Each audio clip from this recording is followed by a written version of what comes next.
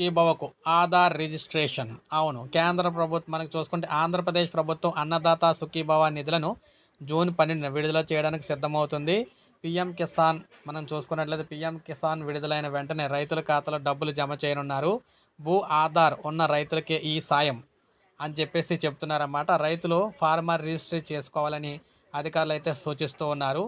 ఈ పథకం ద్వారా రైతులకు ఆధార్ ఆర్థిక సాయం, విత్తనాలు, ఎరువులు అందిస్తారు. 2024-25 ఆర్థిక సంవత్సరానికి గాను 4,500 కోట్లు అయితే కేటాయించడం అయితే జరిగింది. అయితే ఆంధ్రప్రదేశ్ ప్రభుత్వ అన్నదాత సుఖీభావ పథకం కింద జూన్ 12 విడుదల చేసే డబ్బులకు సంబంధించి ముఖ్యంగా రైతులకు సంబంధించి అందరూ కూడా ఆధార్ అంటే భూ ఆధార్ చేయించుకున్న రైతులకు మాత్రమే సాయం అందే అవకాశం అయితే ఉందని అధికారులు అయితే చెబుతున్నారు.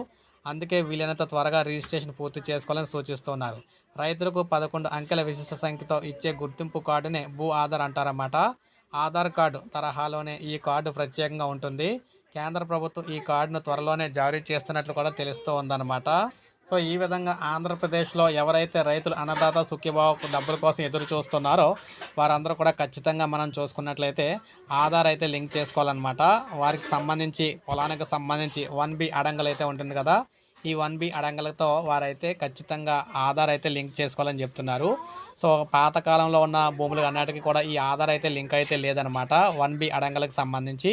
అందువల్ల గ్రామ వార్డు సచివాలయంలో ఈ 1B అడంగలను అయితే లింక్ చేసుకోవాలని, ఇలా లింక్ చేసుకున్న వారికి మాత్రమే మనకు అన్నదాత సుఖీభావ డబ్బులు అయితే వస్తాయని చెప్తున్నారు.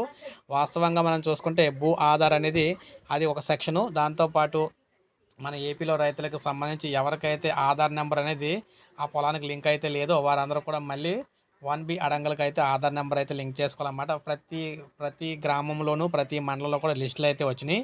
ఆ లిస్టులకు సంబంధించి ఎవరి పేరు అయితే ఉందో వారైతే చేసుకోక్కర్లేదు. ఆ లిస్టులో పేరు లేని వారందరూ కూడా ఈ 1B అడంగలకు సంబంధించి మీ ఆధార్ నెంబర్ అయితే యాడ్ అయితే చేసుకోవాలన్నమాట. గ్రామ వార్డు సచివాలయంలో చేస్తారు, 50 రూపాయలు అయితే తీసుకుంటారు. ప్రతి ఒక్కరు కూడా చేసుకుంటేనే డబ్బులు అయితే రావడం జరుగుతుంది. సో ఇది అప్డేట్. ఒక లైక్ చేయండి, సబ్స్క్రైబ్ చేసుకోండి, మన ఛానల్ సబ్స్క్రైబ్ చేసుకొని